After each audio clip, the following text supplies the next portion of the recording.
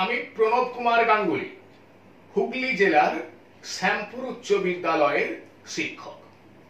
আজ আমি আলোচনা করব ভেক্টর। দেখো, এখনো পর্যন্ত আমরা অনেক ভৌত রাশি সম্পর্কে পরিচিত হয়েছি। সমস্ত ভৌত রাশিগুলোকে আমরা দুটো ভাগে ভাগ করি, স্কেলার রাশি এবং ভেক্টর রাশি। স্কেলার রাশি কাকে বলে? যে সমস্ত ভৌত রাশির শুধুমাত্র মান আছে, কিন্তু কোনো দিক বা অভিমুখ নেই, তাদের স্কেলার রাশি বলা হয়। যেমন ভর, তাপমাত্রা, দ্রুতি, কার্য, শক্তি ইত্যাদি। দেখো, ধরো আমরা মুদিখানার দোকানে চিনি কিনতে গিয়ে এরকম কথা কি কখনো বলি যে আমাকে 1 কেজি চিনি দিন উত্তর পূর্ব দিক বরাবর? বলি? বলি না।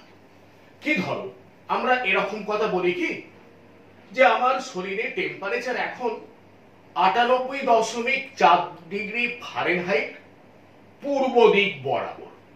ঠিক, আমরা এরকম কথা বলি? বলি না। কেন?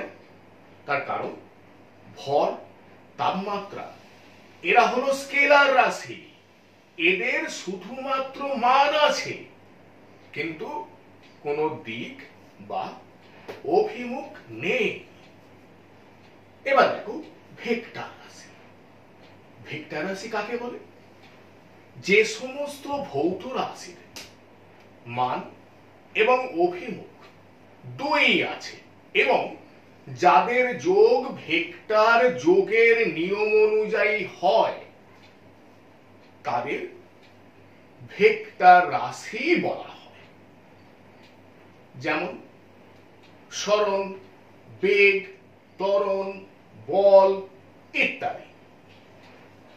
এখন একটা ব্যাপার তোমরা খেয়াল করে দেখো, আমি শেষকালে একটা কথা বললাম, কি বলতো?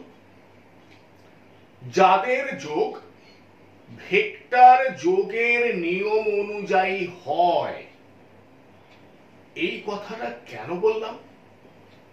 তাহলে কি মান আর অভিমুখ থাকলে কোন ভৌত রাশিকে আমরা ভেক্টর রাশি নাও বলতে পারি? হ্যাঁ, এটা হয়। কিরকম ভাবে? তড়িৎ প্রবাহ মাত্রা।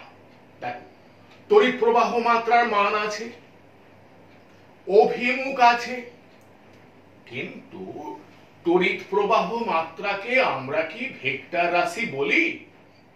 বলি না। কি বলি? স্কেলার রাশি বলি। কেন বলতো? কারণ তড়িৎ প্রবাহ মাত্রার যোগ ভেক্টর যোগের নিয়ম অনুযায়ী হয় না। তাহলে ভেক্টর রাশি তাহলে কাকে বলে? আবার বলি, যে সমস্ত ভৌত রাশির মান এবং অভিমুখ দুই আছে এবং যাদের যোগ ভেক্টর যোগের নিয়ম অনুযায়ী হয়, তাদের ভেক্টর রাশি বলা হয়। এবার একটা ভেক্টর রাশিকে আমরা জ্যামিতিক ভাবে প্রকাশ করব কিভাবে? আগে আমরা দিকটা ধরে নিই এইভাবে, উত্তর, দক্ষিণ, পূর্ব, পশ্চিম। এবার কোন ভেক্টর রাশিকে জ্যামিতিক ভাবে প্রকাশ করা হয় পূর্ব নির্দিষ্ট স্কেল যুক্ত তীর চিহ্ন যুক্ত একটি রেখাংশ দ্বারা। দেখো, আমরা এখানে একটি ভেক্টর রাশিকে জ্যামিতিক ভাবে প্রকাশ করেছি। এই তীর চিহ্ন ভেক্টর রাশির অভিমুখকে নির্দেশ করে। তাই এখান থেকে আমরা কি বুঝতে পারছি, ভেক্টর রাশিটি এ থেকে বি এর দিকে ক্রিয়াশীল। এই রেখাংশের দৈর্ঘ্য ভেক্টর রাশির মানকে প্রকাশ করে। কিন্তু কিভাবে প্রকাশ করে? সুবিধাজনক স্কেলে বা পূর্ব নির্দিষ্ট স্কেলে। কিরকম বিষয়টা? মনে করো একটি বস্তু পূর্ব দিক বরাবর 10 মিটার পার সেকেন্ড গতিবেগে গতিশীল। এখন বস্তুর এই গতিবেগ এটা ভেক্টর রাশি, তাহলে এটাকে আমাদের জ্যামিতিক ভাবে প্রকাশ করতে হবে। আমরা ধরে নিচ্ছি এইভাবে আমরা ওই বস্তুর বেগ ভেক্টরকে প্রকাশ করেছি।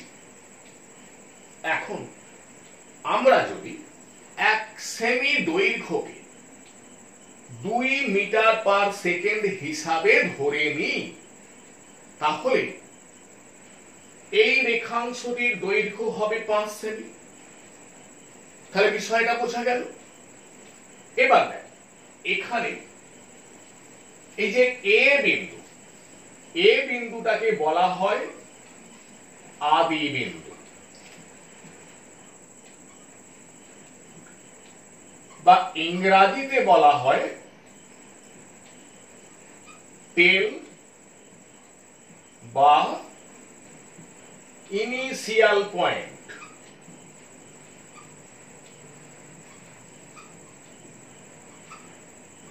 বি বিন্দুটিকে বলা হয় প্রান্ত বিন্দু,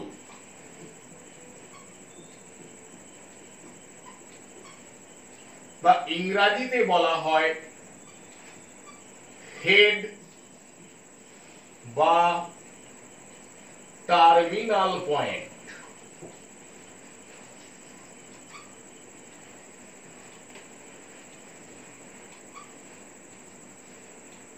এবার এটাকে আমরা লিখব কিভাবে? প্রথমে আদি বিন্দু এ, পরে প্রান্ত বিন্দু বি, মাথায় তীর চিহ্ন। তাহলে বিষয়টা বোঝা গেল। এবার আরেকটা উদাহরণ আলোচনা করা যাক। মনে করো একটি বস্তুর ওপর 100 নিউটন বল ক্রিয়া করছে উত্তর দিক বরাবর। এখন আমরা ধরে নিচ্ছি 1 সেমি দৈর্ঘ্যকে 20 নিউটন হিসাবে। তাহলে যে রেখাংশটি আমাদের আঁকতে হবে তার দৈর্ঘ্য কত হবে? 5 সেমি। এখানে নাম দিচ্ছি সি বি। এবার লিখব কিভাবে? আদি বিন্দু সি, প্রান্ত বিন্দু ডি, মাথায় তীর চিহ্ন। তাহলে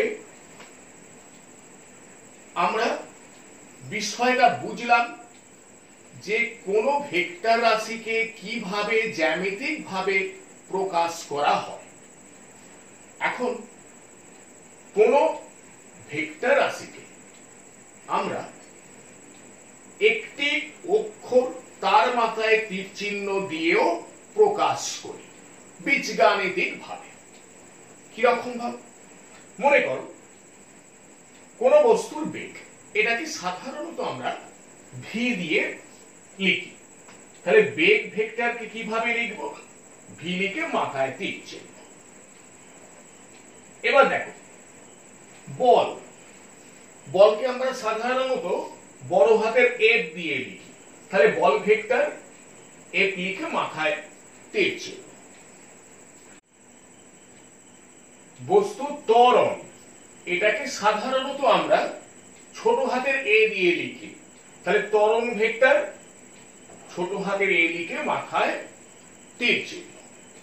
এখন কোন ভেক্টর রাশির মান বা ম্যাগনিটিউডকে আমরা বলি তার পরম মান। তাহলে কোন ভেক্টর রাশির পরম মান আমরা কিভাবে লিখব? দেখ, মনে করো বেগ ভেক্টরের পরম মান, এইভাবে লিখব। তাহলে এটাকে কি বলে? মডিউলাস।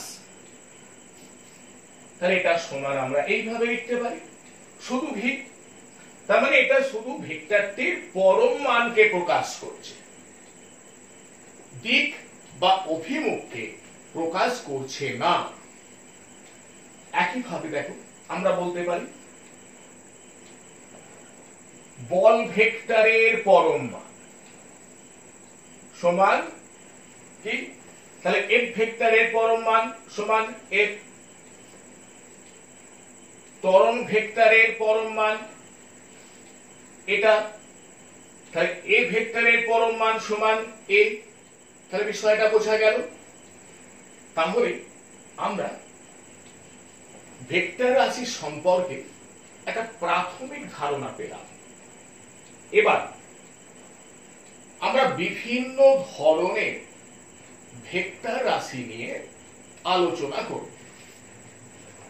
এখন মনে করো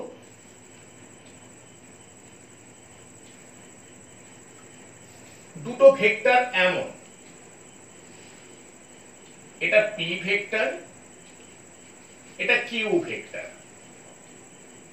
এই দুটি ভেক্টরের পরম মান একই, অভিমুখ একই। তাহলে এদের বলা হয় সমান ভেক্টর বা ইকুয়াল ভেক্টর। তাহলে লিখবো কিভাবে? পি ভেক্টর সমান কিউ ভেক্টর। তাহলে দুই বা ততোধিক ভেক্টর রাশি যদি এমন হয় যে প্রত্যেকের পরম মান একই, অভিমুখ একই, তাহলে তাদের বলা হয় সমান ভেক্টর। এবার দেখো বিপরীত ভেক্টর। মনে করো এটা পি ভেক্টর, এটা কিউ ভেক্টর। এরা এমন যে এদের পরম মান সমান কিন্তু অভিমুখ বিপরীত। তাহলে এদের বলা হবে বিপরীত ভেক্টর বা অপোজিট ভেক্টর। লিখবো কিভাবে? পি ভেক্টর সমান মাইনাস কিউ ভেক্টর। তাহলে কিউ ভেক্টরের আগে একটা মাইনাস চিহ্ন দিলে কি বোঝানো হয়? কিউ ভেক্টরের বিপরীত ভেক্টর। তাহলে সমান ভেক্টর এবং বিপরীত ভেক্টর কি বোঝা গেল? এবার দেখ, মনে করো একটি বস্তু 10 মিটার পার সেকেন্ড বেগে পূর্ব দিকে গতিশীল। এর বেগকে v1 ভেক্টর দিয়ে প্রকাশ করছে। দ্বিতীয় আরেকটি বস্তু 10 মিটার পার সেকেন্ড বেগে পূর্ব দিক বরাবর গতিশীল। এর বেগকে v2 ভেক্টর দিয়ে প্রকাশ করছে। তৃতীয় একটি বস্তু পশ্চিম দিক বরাবর 10 মিটার পার সেকেন্ড বেগে গতিশীল। এর বেগকে v3 ভেক্টর দিয়ে প্রকাশ করছে। তাহলে দেখ, v1 ভেক্টর এবং v2 ভেক্টর এরা কেমন? এদের পরম মান সমান। সেটা কত? 10 মিটার পার সেকেন্ড। অভিমুখ একই, এটাও পূর্ব দিক বরাবর গতিশীল, এটাও পূর্ব দিক বরাবর গতিশীল। তাহলে এরা সমান ভেক্টর। কি লিখবো? v1 ভেক্টর সমান v2 ভেক্টর। এবার দেখ, এই যে তৃতীয় বস্তুটি পশ্চিম দিক বরাবর 10 মিটার পার সেকেন্ড বেগে গতিশীল। তাহলে এই যে v2 ভেক্টর এবং v3 ভেক্টর এরা কেমন? বিপরীত ভেক্টর। দেখো v2 ভেক্টরের পরম মান 10 মিটার পার সেকেন্ড, v3 ভেক্টরের পরম মান 10 মিটার পার সেকেন্ড, অভিমুখ বিপরীত।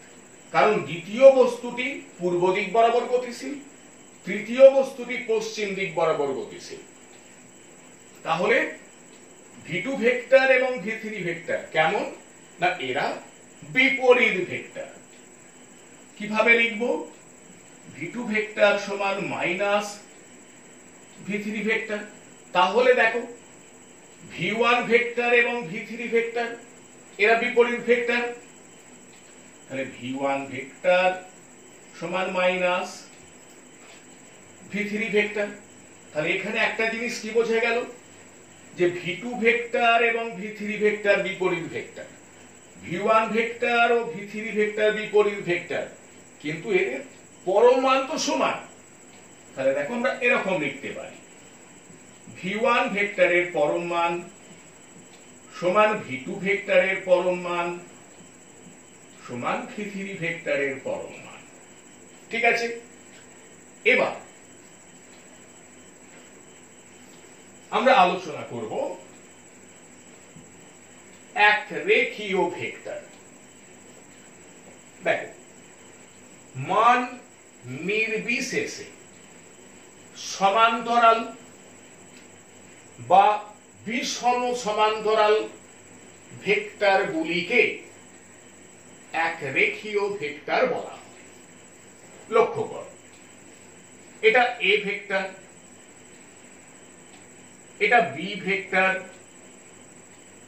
এটা সি ভেক্টর, এটা ডি ভেক্টর, এরা সবাই এক রেখীয় ভেক্টর। ঠিক আছে, এবার দেখো আমি এখানে কতগুলো ভেক্টর আঁকছি। মনে করো E vector, F vector, G vector, আবার এখানে A vector, B vector, C vector, D vector. এরা আমরা ধরে নিচ্ছি এই বোর্ডটা একটা সমতল। তাহলে এই যে ভেক্টর গুলো সব এরা একতলীয় ভেক্টর। ঠিক আছে, এবার আমরা আলোচনা করব স্থান ভেক্টর। দেখো কোন নির্দেশ তন্ত্রের মূল বিন্দু সাপেক্ষে কোন বিন্দুর অবস্থান বোঝাতে যে ভেক্টর ব্যবহার করা হয় তাকে ওই বিন্দুর স্থান ভেক্টর বলা হয়।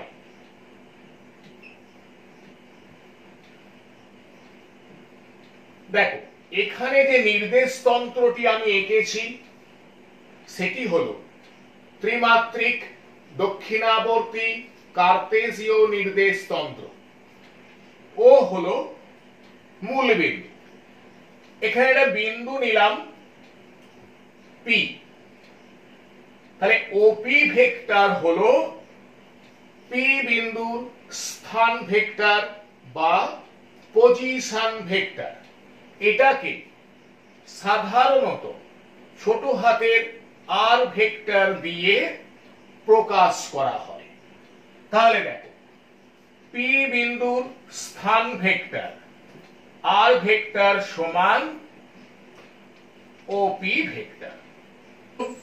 মনে করো একটি কণা টি মুহূর্তে পি বিন্দুতে আছে, তাহলে ওই মুহূর্তে স্থান ভেক্টর ওপি ভেক্টর বা আর ভেক্টর। এখন কণাটি মনে করো গতিশীল, কিছু সময় পরে মনে করো টি ড্যাশ সময় কণার অবস্থান হলো কিউতে, তাহলে টি ড্যাশ মুহূর্তে কণার স্থান ভেক্টর ও কিউ ভেক্টর। এটাকে আমি আর1 ভেক্টর দিয়ে প্রকাশ করছি। তাহলে কণার সরণ কি হয়েছে দেখো, তাহলে এই সময়ের অবকাশে, তার মানে t1 মাইনাস টি সময়ের অবকাশে কণার সরণ হয়েছে pq ভেক্টর। তাহলে এই pq ভেক্টরটিকে বলা হয় সরণ ভেক্টর বা ডিসপ্লেসমেন্ট ভেক্টর, সরণ ভেক্টর বা ডিসপ্লেসমেন্ট ভেক্টর।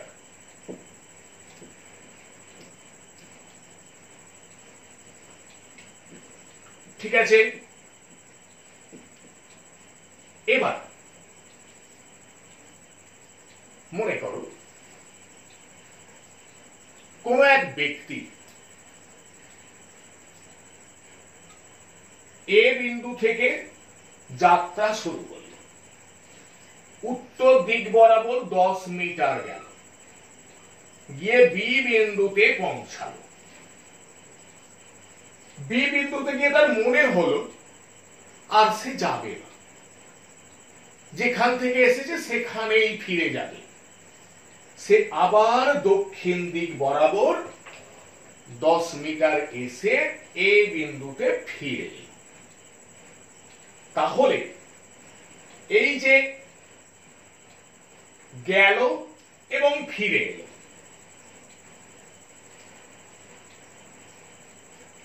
তাহলে তার মোট সরণ কত হলো? 0। কিন্তু সরণ কি রাশি? ভেক্টর রাশি। তাহলে আমরা কি বলবো? ওই ব্যক্তির মোট সরণ 0 ভেক্টর।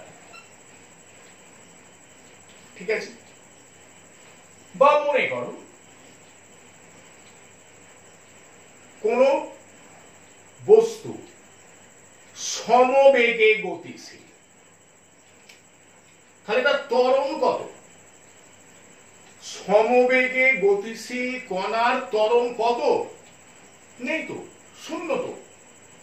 কিন্তু ত্বরণ কি রাশি?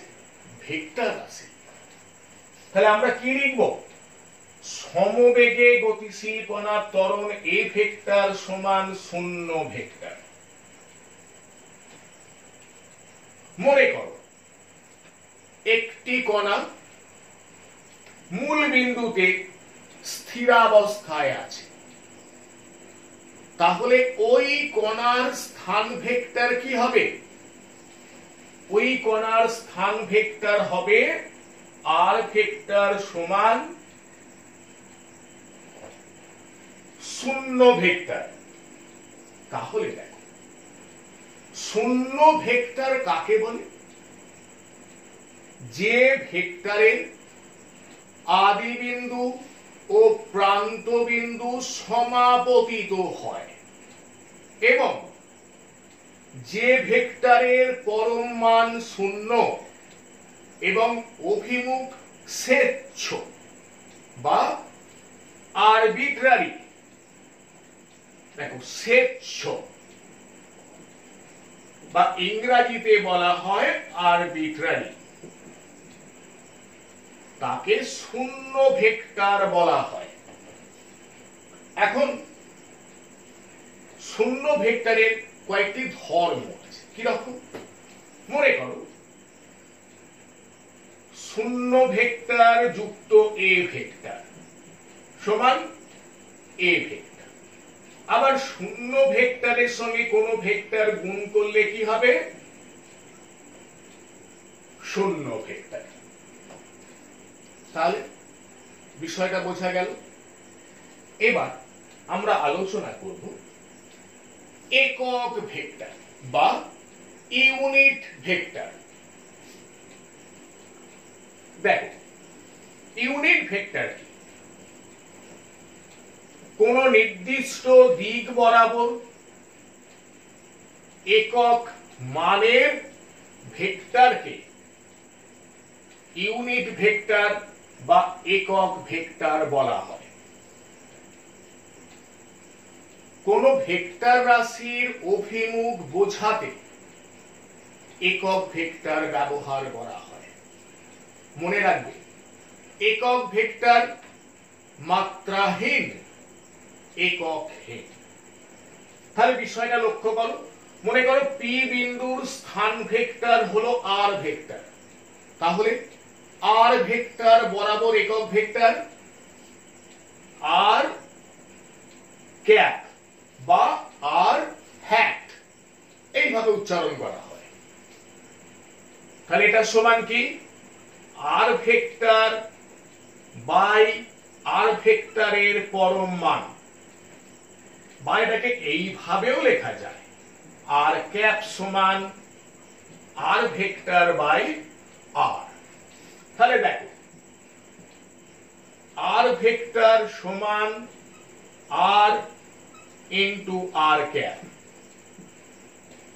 তাহলে একটা ভেক্টর রাশিকে আমরা এইভাবেও প্রকাশ করতে পারি, আর ভেক্টর সমান আর, আরটা কি আর ভেক্টরের পরম মান ইন্টু আর ক্যাপ। আর ক্যাপটা কি আর ভেক্টর বরাবর একক ভেক্টর। ঠিক আছে, এখন মনে করো এক্স অক্ষ বরাবর একক ভেক্টর হলো আই ক্যাপ, ওয়াই অক্ষ বরাবর একক ভেক্টর হলো জে ক্যাপ, এবং জেড অক্ষ বরাবর একক ভেক্টর হলো কে ক্যাপ। এখন কোন বস্তুর উপর একটা বল ক্রিয়াশীল বা প্রযুক্ত হলো এক্স অক্ষ বরাবর এবং 100 নিউটন পরম মানের, তাহলে এটাকে কিভাবে প্রকাশ করব? দেখো বল F vector 100 newton i cap. তাহলে এখান থেকে আমরা কি বলতে পারি? বল ভেক্টরের পরম মান সমান এফ, এটা কত 100 নিউটন, কোন দিকে ক্রিয়াশীল এক্স অক্ষ বরাবর। তাহলে এই যে আই ক্যাপ, এইটা দেখে আমরা বুঝতে পারছি বলটা কোন দিকে ক্রিয়া করছে। ঠিক আছে, মনে করো একটি বস্তু জেড অক্ষ বরাবর 50 মিটার পার সেকেন্ড বেগে গতিশীল। তাই বস্তুর বেগ ভেক্টরকে কিভাবে প্রকাশ করব? ভি ভেক্টর সমান 50 মিটার পার সেকেন্ড কে ক্যাপ, কারণ জেড অক্ষ বরাবর একক ভেক্টর কে ক্যাপ। তাহলে বেগ ভেক্টরের পরম মান সমান ভি সমান 50 মিটার পার সেকেন্ড।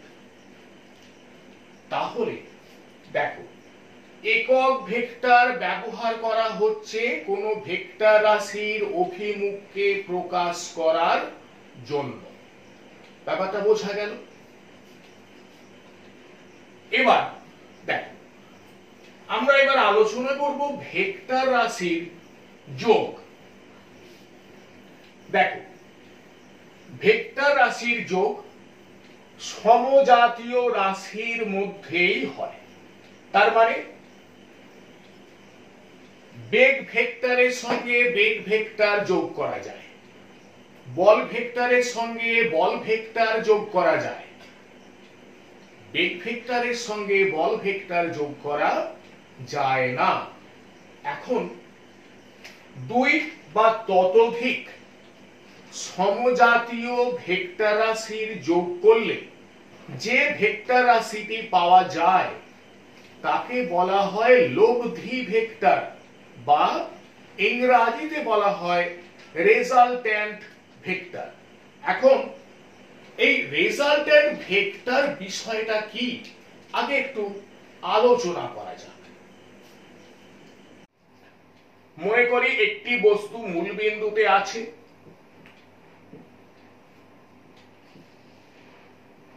এই বস্তুটি মূল বিন্দুতে আছে এবং এই বস্তুর উপর একই সঙ্গে তিনটি বল ক্রিয়া করছে।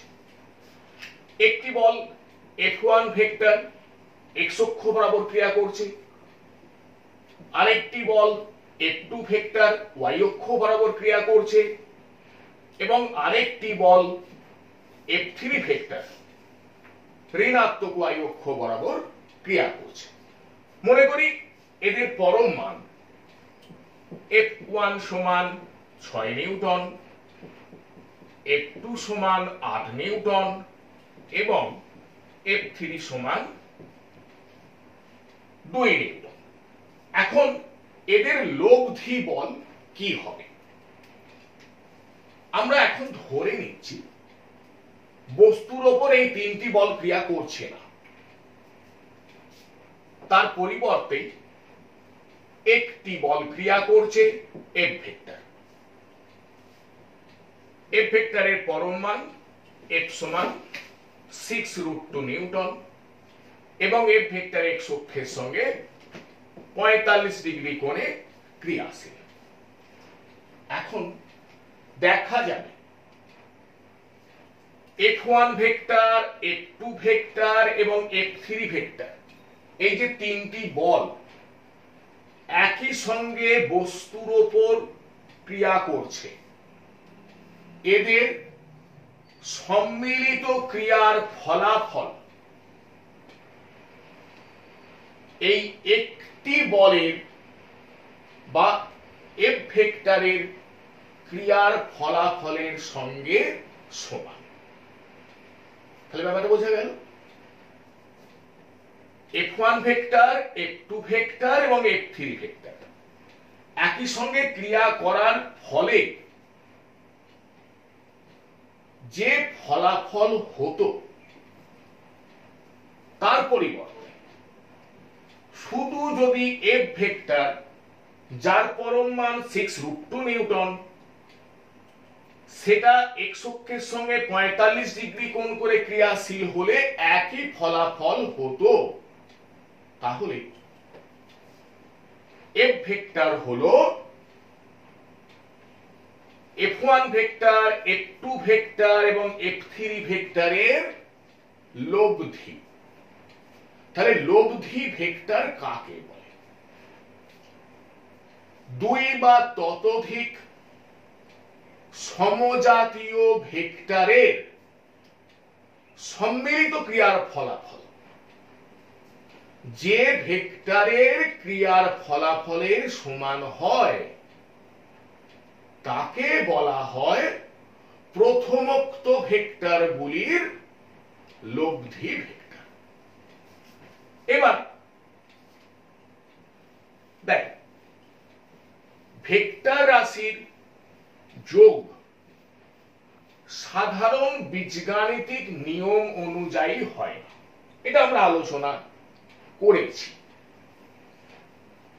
এই বিষয়টা আগে একটু আলোচনা আমরা করে নিই আর একবার।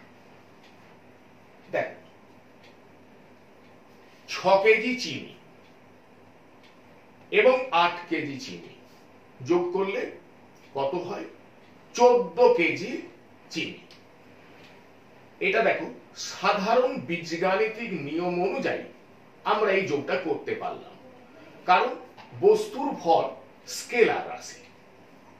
কিন্তু ভেক্টর রাশির ক্ষেত্রে আমরা এইভাবে যোগ করতে পারি না। মনে করো এক ব্যক্তি এ বিন্দুতে আছে, ব্যক্তি পূর্ব দিক বরাবর 5 মিটার গিয়ে বি বিন্দুতে পৌঁছালো।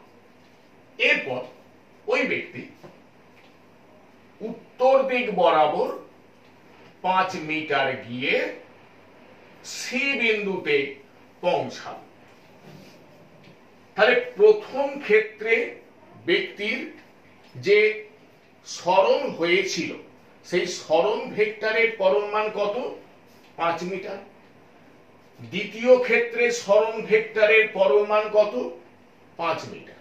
এখন ব্যক্তির লব্ধি সরণ তাহলে কত হলো? এসি যোগ করলাম, এসি ভেক্টর হলো ব্যক্তির লব্ধি সরণ, যার পরম মান হবে 5√2 মিটার এবং অভিমুখ উত্তর পূর্ব দিক বরাবর। আবার মনে করো এই বস্তুর উপর একই সঙ্গে দুটি বল ক্রিয়া করছে, F1 ভেক্টর এবং F2 ভেক্টর। আমরা ধরে নিচ্ছি এদের পরম মান সমান, F1 সমান F2 সমান ধরে নিলাম 6 নিউটন, এবং এই বল দুটির মধ্যবর্তী কোণ 120 ডিগ্রি। তাহলে এই যে দুটি বল এই বস্তুটার উপর ক্রিয়া করছে, তাহলে লব্ধি বল কি হবে? লব্ধি বল হবে F ভেক্টর, যার পরম মান হবে 6 নিউটন, এবং F ভেক্টর এদের মধ্যবর্তী যে কোণ তার সমদ্বিখণ্ডক বরাবর ক্রিয়া করবে। তার মানে এই কোণটা হবে 60 ডিগ্রি, এই কোণটা হবে 60 ডিগ্রি। তাহলে দেখো এই দুটো উদাহরণ থেকে আমরা কি বুঝলাম? যে ভেক্টর রাশির যোগ সাধারণ বীজগাণিতিক নিয়ম অনুযায়ী হয় না। আমরা এবার দুটি সমজাতীয় ভেক্টর রাশির যোগ বা সংযোজন কিভাবে করা যায় সেটা আলোচনা করব। এর জন্য আমরা দুটো সূত্র শিখব, ত্রিভুজ সূত্র এবং সামান্তরিক সূত্র। লক্ষ্য কর,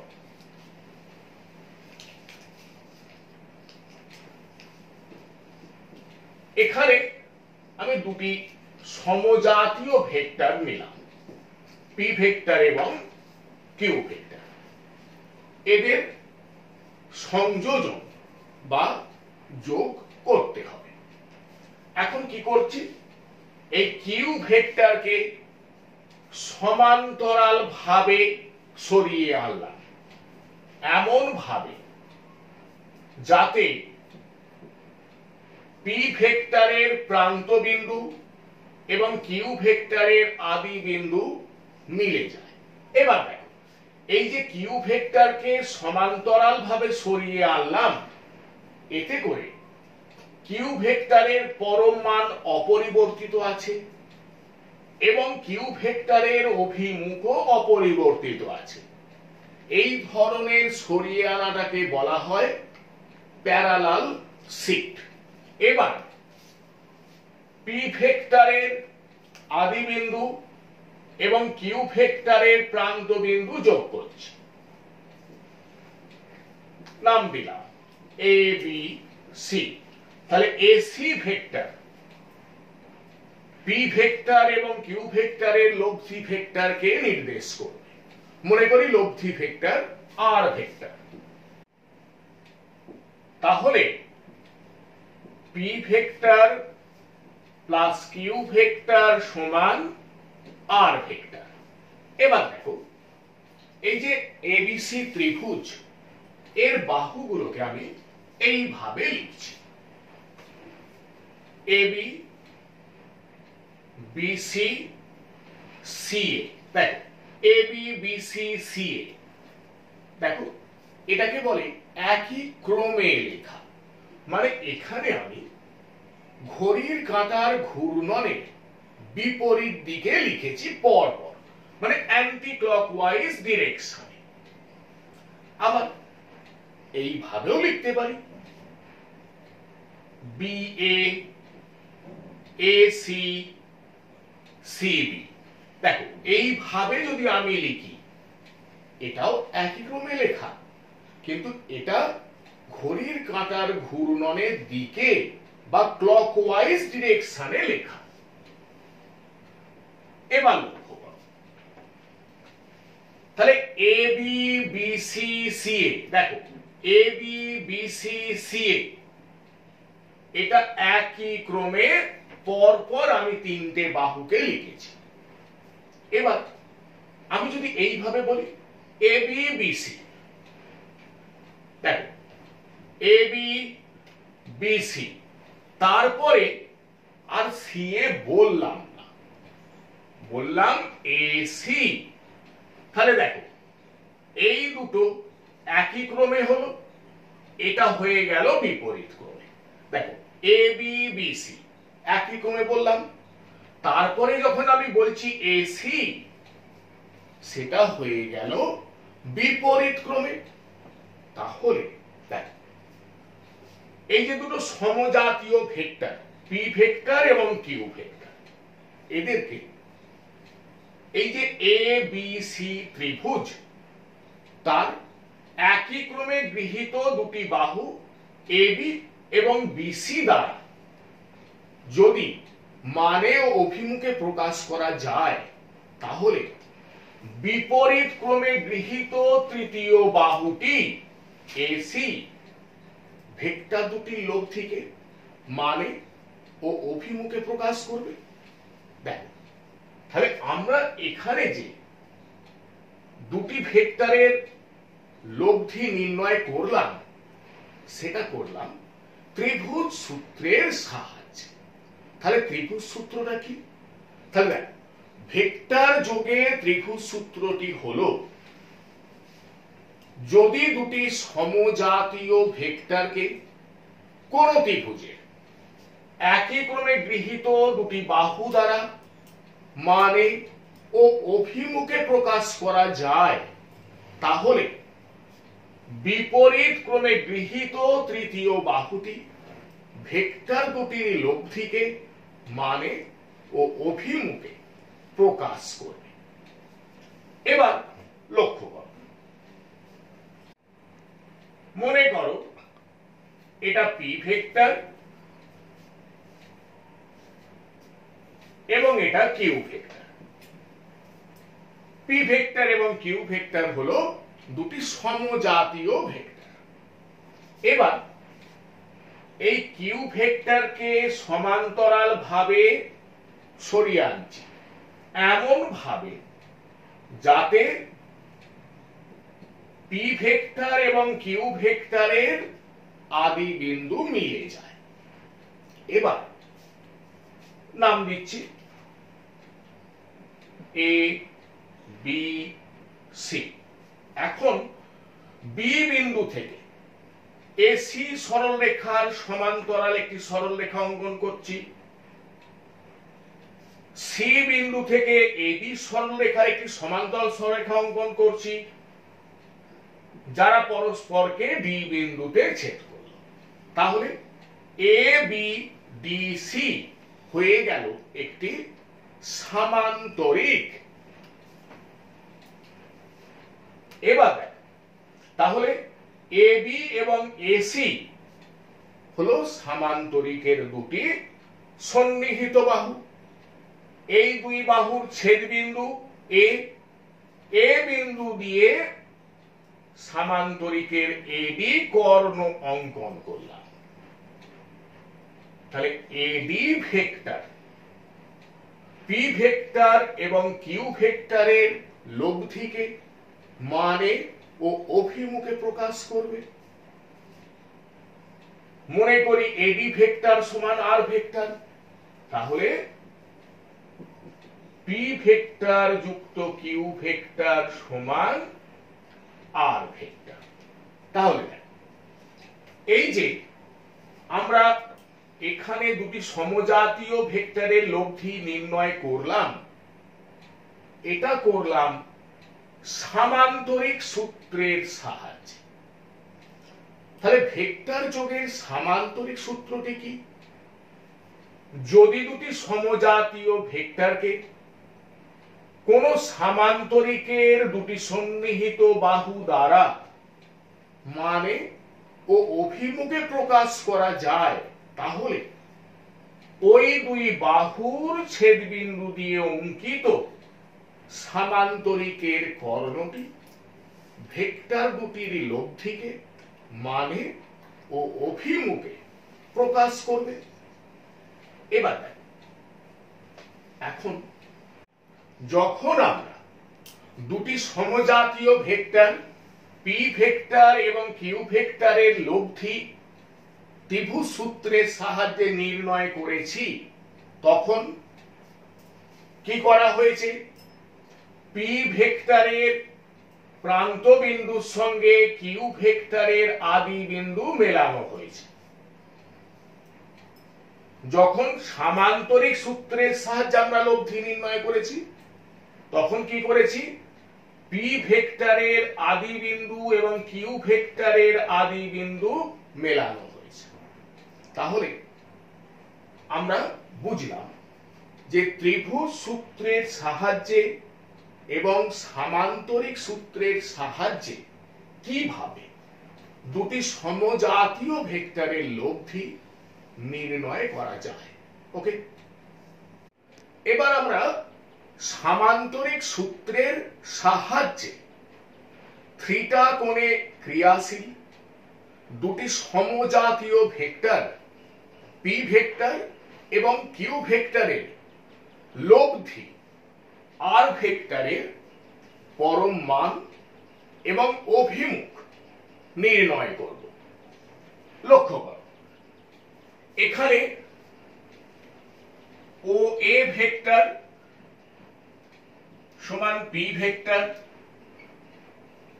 ও সি ভেক্টর সমান কিউ ভেক্টর। তাহলে দেখো, ও এ ভেক্টর সমান পি ভেক্টর, ও সি ভেক্টর সমান কিউ ভেক্টর। এখন ও এ এবং ও সি এদের দুটি সন্নিহিত বাহু ধরে একটি সামান্তরিক অঙ্কন করা হয়েছে, ও এ বি সি। তাহলে এই দুই বাহুর ছেদবিন্দু ও দিয়ে অঙ্কিত সামান্তরিকের কর্ণ ভেক্টর দুটির লব্ধিকে মানে ও অভিমুখে প্রকাশ করবে। তাহলে দেখো, এখানে লব্ধি ভেক্টর আর ভেক্টর সমান ও বি ভেক্টর। তাহলে পি ভেক্টর যুক্ত কিউ ভেক্টর সমান আর ভেক্টর। এবার দেখো, এখানে পি ভেক্টর এবং কিউ ভেক্টরের মধ্যবর্তী কোণ কত? থিটা। তাহলে কোন কোণটা থিটা? কোণ এ ও সি। তাহলে কোণ এ ও সি এটা থিটা। তাহলে আমাদের কি নির্ণয় করতে হবে? লব্ধি ভেক্টরের পরম মান এবং তার অভিমুখ। তাহলে দেখো, আমাদের এই যে সামান্তরিক ও এ বি সি এর ওবি কর্ণের দৈর্ঘ্যটা আগে নির্ণয় করতে হবে, তাহলেই আমরা লব্ধি ভেক্টরের পরম মান পেয়ে যাব। এবং অভিমুখ নির্ণয়ের জন্য আমরা ধরে নিচ্ছি লব্ধি ভেক্টর মানে আর ভেক্টর পি ভেক্টরের সঙ্গে আলফা কোণ করে ক্রিয়া করছে। তাহলে এই আলফাটা আমরা যদি নির্ণয় করি তাহলে লব্ধি ভেক্টরের অভিমুখ পেয়ে যাব। তাহলে দেখো, লব্ধি ভেক্টরের পরম মান এবং অভিমুখ নির্ণয় আমরা যে করব, কি কি আমাদের জানা আছে? পি ভেক্টরের পরম মান পি, এটা জানা আছে। কিউ ভেক্টরের পরম মান কিউ, এটা জানা আছে।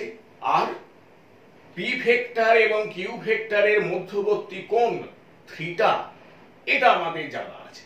তাহলে লব্ধি ভেক্টরের পরম মান এবং অভিমুখ আমাদের নির্ণয় করতে হবে পি, কিউ এবং থিটার মাধ্যমে।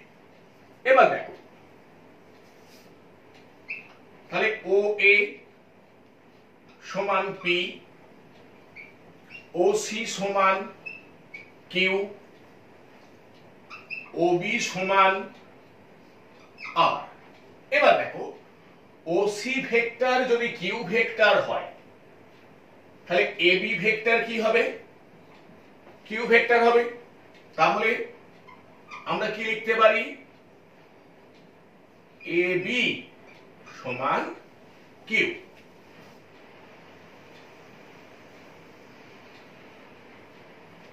এবার দেখ,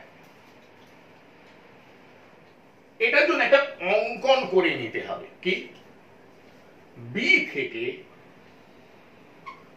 বর্ধিত ও এর ওপর বিই লম্ব অঙ্কন করা হলো। তাহলে কি অঙ্কন করে নিলাম? বি থেকে বর্ধিত ও এর ওপর বিই লম্ব অঙ্কন করা হলো। এবার দেখো কোণ সি ও এ এটা থিটা, তাহলে কোণ বি এ ই এই কোণটা কত হবে? এটাও হবে থিটা।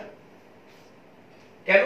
দেখো ও সি সমান্তরাল এ বি, ও ই ভেদক, তাহলে কোণ বি এ ই সমান কোণ সি ও এ, এরা অনুরূপ কোণ হিসাবে সমান।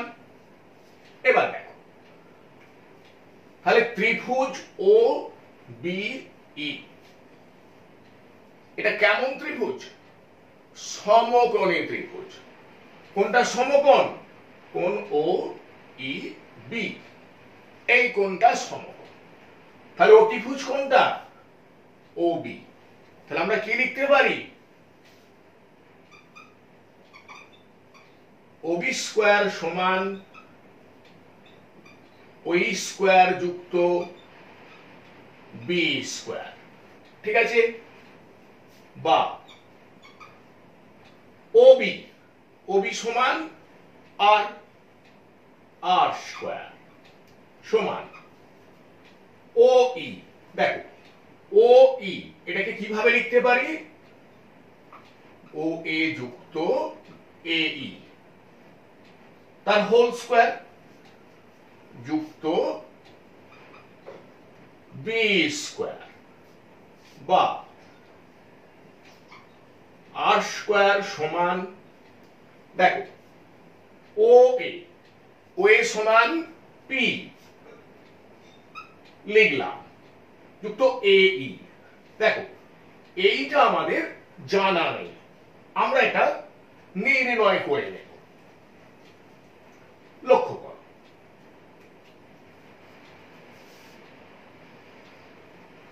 ত্রিভুজ বি এ ই, তাহলে এখানে আমি এইভাবে যদি লিখি এ ই বাই এ বি, দেখো এ ই বাই এ বি, তাহলে এই কোণটা সাপেক্ষে, এটা ভূমি, এটা অতিভুজ, আর এটা যে সমকোণী ত্রিভুজ এটা তো তোমরা বুঝতেই পারছো যে ত্রিভুজ এ বি ই সমকোণী ত্রিভুজ যার কোণ এ ই বি সমকোণ, তাহলে অতিভুজ এ বি।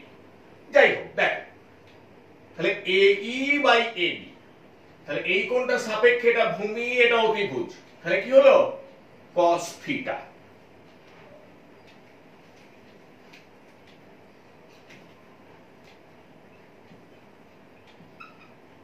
বা এ ই সমান এ বি cos থিটা, বা এ ই সমান, তাহলে এ বি কি? এ বি সমান কিউ, কিউ cos থিটা। তাহলে এ ই সমান কিউ cos থিটা এখানে বসিয়ে দেবো।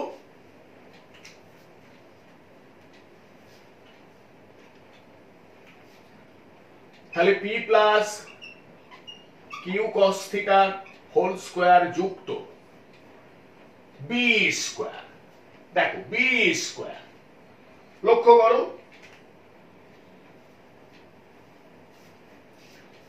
তাহলে সমকোণী ত্রিভুজ এ বি ই থেকে কি পাই? দেখো বিই বাই এ বি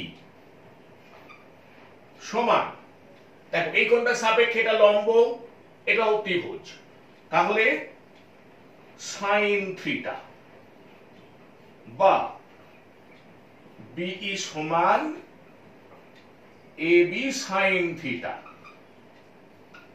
বা বি সমান এ বি সমান কি? এ বি সমান কিউ, তাহলে কিউ সাইন থিটা। তাহলে এখানে বসিয়ে দিচ্ছি, তাহলে বি স্কয়ার, তাহলে Q square sine square theta,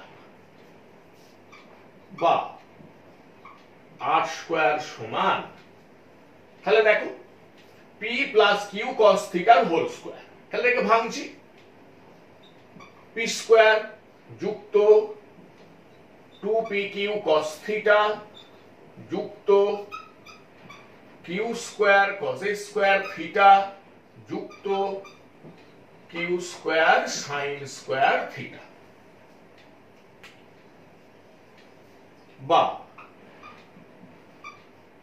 r square সমান p স্কয়ার যুক্ত 2pq cos থিটা যুক্ত, এখান থেকে দেখো q স্কয়ার কমন নিচ্ছি, q স্কয়ার কমন নিলাম ইনটু cos স্কয়ার থিটা যুক্ত sin স্কয়ার থিটা,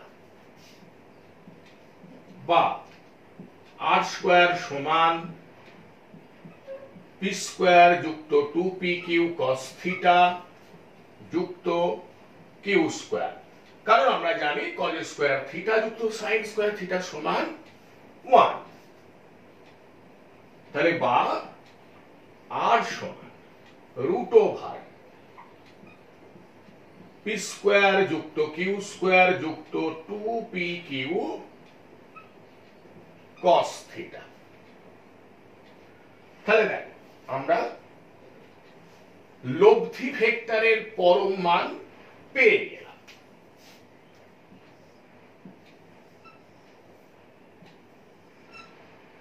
এবার আমাদের অভিমুখটা নির্ণয় করতে হবে।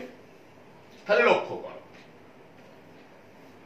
তাহলে সমকোণী ত্রিভুজ ও বিই, এখান থেকে আমরা লিখতে পারি tan আলফা সমান, দেখো এই কোণটা সাপেক্ষে লম্ব বিই বাই ওই হলো ভূমি বাই ওই, তাহলে tan আলফা কি হলো বিই বাই ওই। আবার দেখে নাও, তাহলে এই কোণটা tan বিই বাই ওই, তাহলে tan আলফা সমান বিই, দেখো বিই সমান আমরা আগেই নির্ণয় করে নিয়েছি, বিই সমান কিউ sin থিটা বাই ওই, তাহলে ওইটাকে এইভাবে লিখছি ও এ যুক্ত এই, বা tan আলফা সমান কিউ sin থিটা বাই ও এ, দেখো ও এ সমান পি যুক্ত এই, এই সমান আমরা আগে নির্ণয় করেছি কি কিউ cos থিটা। তাহলে দেখো এই সমীকরণটার সাহায্যে আমরা আলফা নির্ণয় করতে পারি। তাহলে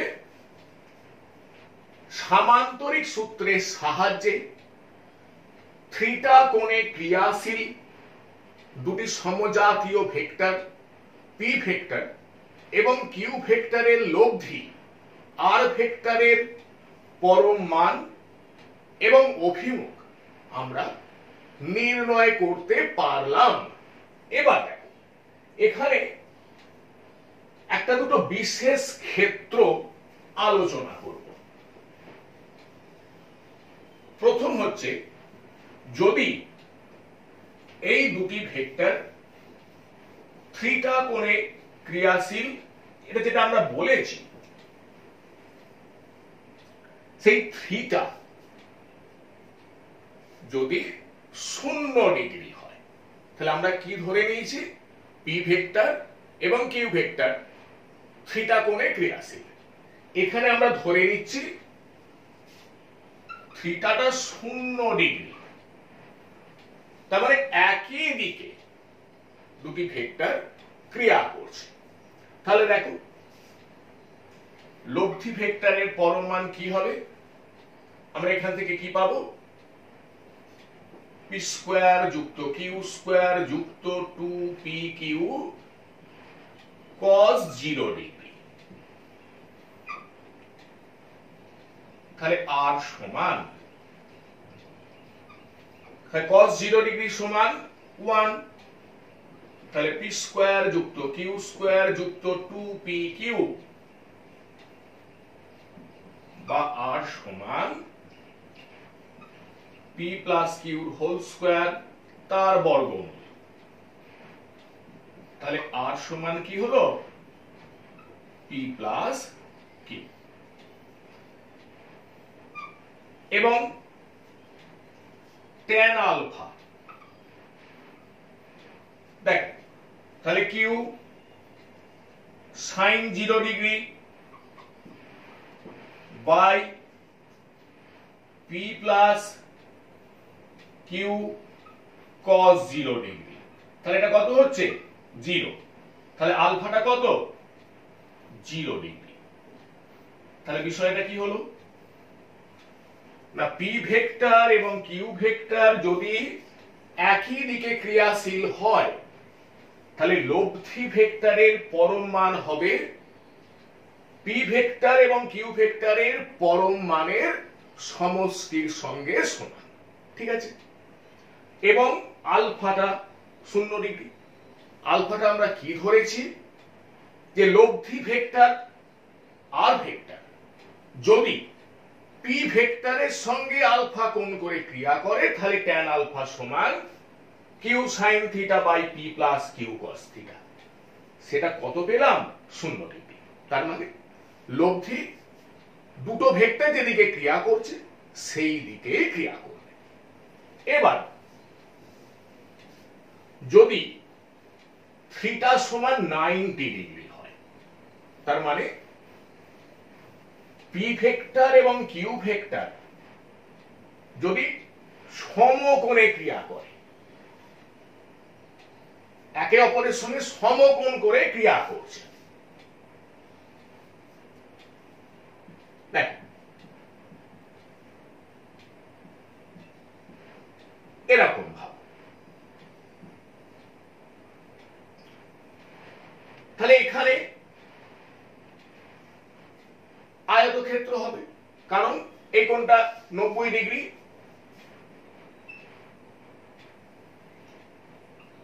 তাহলে লব্ধি ভেক্টর এই কোণটা আলফা। তাহলে থিটা সমান 90 ডিগ্রি। তাহলে দেখো তাহলে লব্ধি ভেক্টরের পরম মান আর সমান রুট ওভার দেখো p স্কয়ার যুক্ত কিউ স্কয়ার cos 90 ডিগ্রি সমান 0। তাহলে লব্ধি ভেক্টরের পরম মান কি হলো r সমান root over p square plus Q square. এবার tan আলফা সমান q sin 90 ডিগ্রি সমান 1। তাহলে q বাই p যুক্ত q cos 90 0। তাহলে আলফা সমান কি হলো tan inverse q by p। এবার যদি থিটা সমান 180 ডিগ্রি হয় মানে দুটো ভেক্টর বিপরীত দিকে ক্রিয়াশীল। এবার এখানে আমরা ধরে নিচ্ছি p গ্রেটার দ্যান q। তার মানে p ভেক্টরের পরম মান গ্রেটার দ্যান q ভেক্টরের পরম মান এরকম আমরা ধরে নিচ্ছি। তাহলে দেখো থিটা সমান 180 ডিগ্রি। তাহলে r সমান রুট ওভার p স্কয়ার যুক্ত কিউ স্কয়ার। এবার দেখো cos 180 ডিগ্রি সমান কত -1। তাহলে -2pq। তাহলে r সমান root over p minus Q তার হোল স্কয়ার বা r সমান হবে p মাইনাস কিউ। হলো। এবার tan আলফা দেখো tan আলফা সমান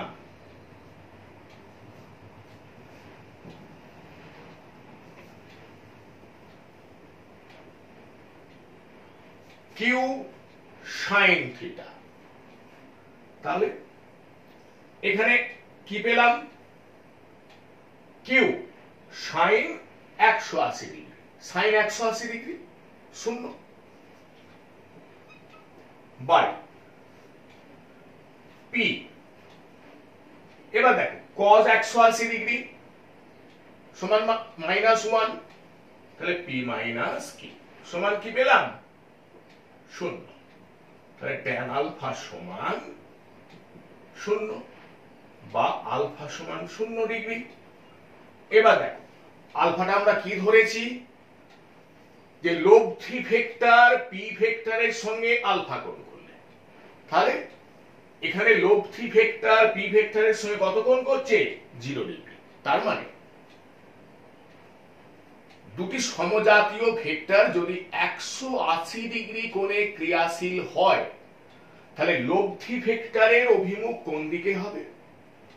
যে ভেক্টরটির পরম মান বেশি, লব্ধি ভেক্টরের অভিমুখ সেই দিক বরাবরই হবে। তাহলে বিষয়টা বোঝা গেল। আজকের আলোচনা এখানেই শেষ করছি। তোমরা সকলে ভালো থেকো, সুস্থ থেকো। এর পরের যে ক্লাসটা আমরা নেব, সেখানে এই ত্রিভুজ সূত্র এবং সামান্তরিক সূত্র থেকে কিছু প্রশ্ন উত্তর এবং কিছু গাণিতিক উদাহরণ আমরা আলোচনা করব। ওকে।